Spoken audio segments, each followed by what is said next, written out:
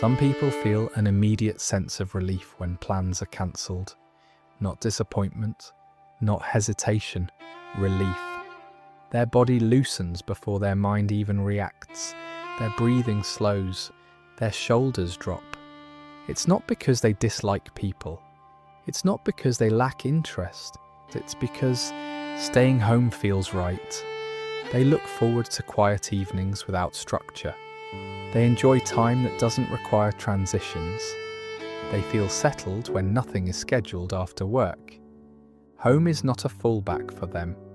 It is not a compromise. It is the choice. They don't count down the hours until they can go out. They count down the hours until they can return. They enjoy familiar rhythms, the same route through the room, the same chair that already knows their posture, the same lighting that doesn't ask their eyes to adjust.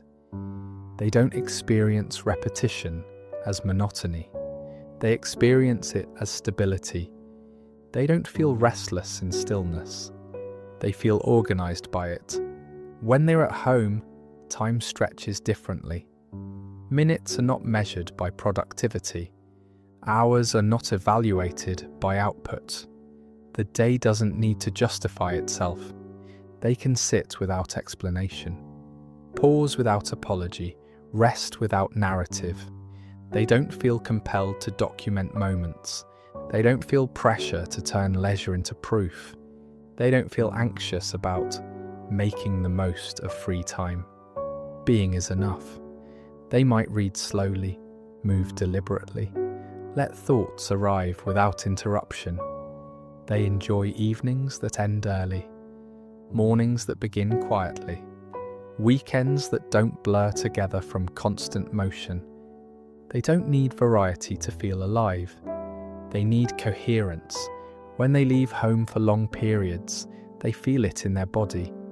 Energy thins, attention scatters, irritability creeps in without a clear cause. Crowds exhaust them faster than they expect. Noise lingers longer than it should. Social environments ask for more than they consciously give. So they return home, again and again, not dramatically, not defensively, naturally.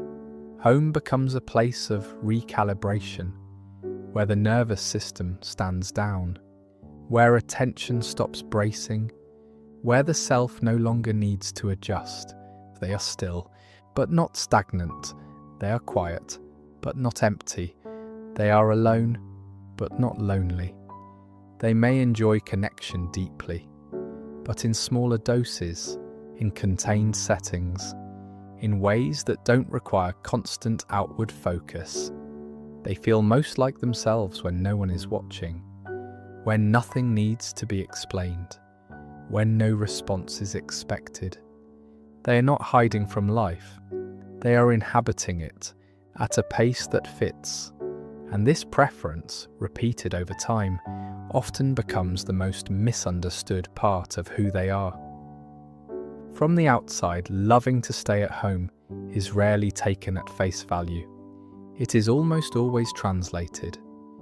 Because culturally, staying in is treated as a lack rather than a choice, as something done when options are limited, as a default only when something better is unavailable.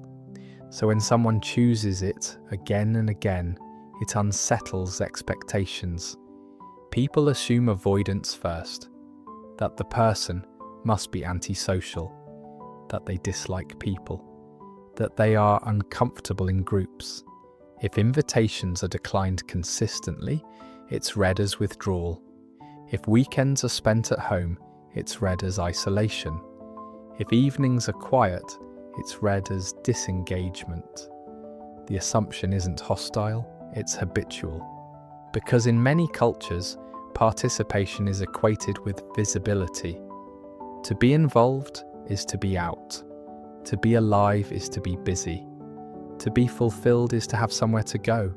So when someone opts out of that rhythm, their choice is interpreted as a problem to solve. They're encouraged gently at first. You should get out more. It's good for you. You'll feel better if you do something. as if home were a temporary holding place, as if stillness were a symptom, as if quiet needed justification. If the preference persists, the tone shifts. Concern replaces curiosity. Speculation replaces understanding. People wonder if the person is depressed, if they're unmotivated, if they've given up on life in some quiet way. Staying home becomes evidence, not of contentment, but of something missing. Their calm is read as flatness. Their routine is read as stagnation. Their selectiveness is read as fear.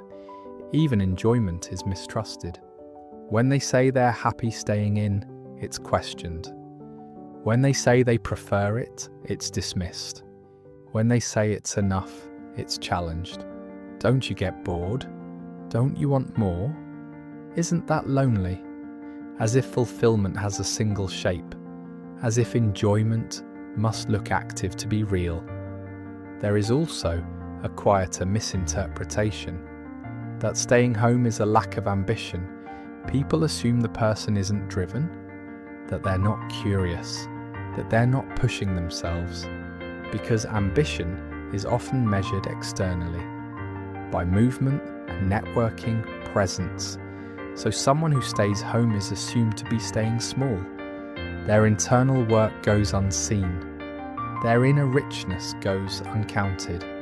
Their depth is invisible. They may be learning constantly, thinking deeply, processing life with care. But because it happens quietly, it's discounted. And then there is the social pressure that follows, not overt pressure, not demands, but subtle expectations. Invitations framed as obligations, comments framed as concern, suggestions framed as help. Over time, the person begins to sense that their preference needs explanation, that staying home must be defended, that rest must be justified, that quiet must be earned, not because anyone intends harm, but because the culture treats stillness as absence. And in that framing, staying home becomes something to fix, rather than something to understand. Loving to stay at home is often not a rejection of the world, but a response to how the world is processed. For some people, experience arrives with density. Sounds don't just pass through, they stay. Interactions don't skim, they settle. Environments don't fade into background, they register fully. The nervous system doesn't filter aggressively, it receives. So movement through the world carries a constant layer of intake. Every room has a tone, every group has a rhythm, every social setting carries unspoken rules that must be tracked. None of this is dramatic. None of it is overwhelming in an obvious way. It's simply continuous. Home becomes the one place where that continuity breaks. Not because nothing happens there, but because nothing needs to be managed. At home, there is no social calibration, no impression management, no need to match energy or pace. The body recognizes this immediately. Breathing deepens without effort. Muscles loosen without instruction. Attention stops scanning for cues. This is not learned behavior, it's physiological. The system recognizes safety not as excitement, but as absence of demand. For people who love staying at home, this absence of demand feels like alignment. Their inner rhythm finally matches the outer environment. Thoughts are allowed to complete themselves. Emotions are allowed to take shape without interruption. Awareness can remain inward without apology. This is why staying home doesn't feel empty to them.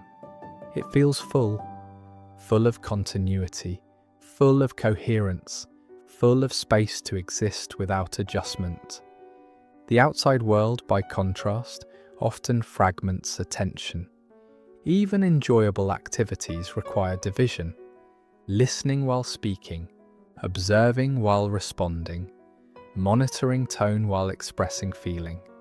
Each split is small, but over time, the accumulation is noticeable. Home removes the split. There is no audience, no feedback loop, no need to remain available. Presence can remain singular. This is especially important for people whose sense of self is internally organized. They don't stabilize through stimulation. They stabilize through integration. They need time where nothing new is introduced. So what already exists can settle. Staying home allows that settling. It's where impressions can sink in instead of stacking, where meaning can form instead of being rushed, where identity doesn't have to shift to fit the room. This doesn't mean they fear novelty. It means novelty costs more than it gives. So they become selective, not out of avoidance, but out of self-knowledge. They know where their energy returns. They know where it drains. They know what environments leave them intact versus dispersed. And home consistently returns them to themselves. This is why staying home feels restorative rather than restrictive. It's not about minimizing life. It's about matching capacity. Some people live best in motion. Others live best in containment. For those who love staying at home, containment isn't limitation. It's structure. It holds their experience together. It allows depth instead of dispersion, continuity instead of fragmentation, presence instead of performance. And once that internal coherence is felt, it becomes something the system seeks again. Not because the outside world is wrong, but because home is right. If you love staying at home, you don't need to turn that preference into a story that makes sense to others. You don't need to justify why quiet restores you. You don't need to defend why movement drains you. You don't need to explain why less feels like enough. Nothing is lacking because you choose containment. Nothing is unfinished because you don't chase stimulation. Your way of existing does not require contrast to be legitimate. It is allowed that your energy returns inward. It is allowed that your system softens in familiar spaces. It is allowed that home feels like alignment rather than retreat. You are not behind for opting out of constant motion. You are not small for choosing stillness. You are not avoiding life by living it at a pace that fits you. You don't owe the world proof of engagement. You don't owe others access to your time. You don't owe productivity to your rest. You are allowed to let invitations pass without explanation. You are allowed to prefer evenings that end early. You are allowed to exist without needing to be elsewhere. There is no requirement to outgrow this preference. No milestone where it must change. No rule saying fulfillment must be visible. You are allowed to stay where your thoughts can finish. You are allowed to remain where your attention doesn't split. You are allowed to choose coherence over noise. Quietly, without defense, without performance, and nothing needs to happen next.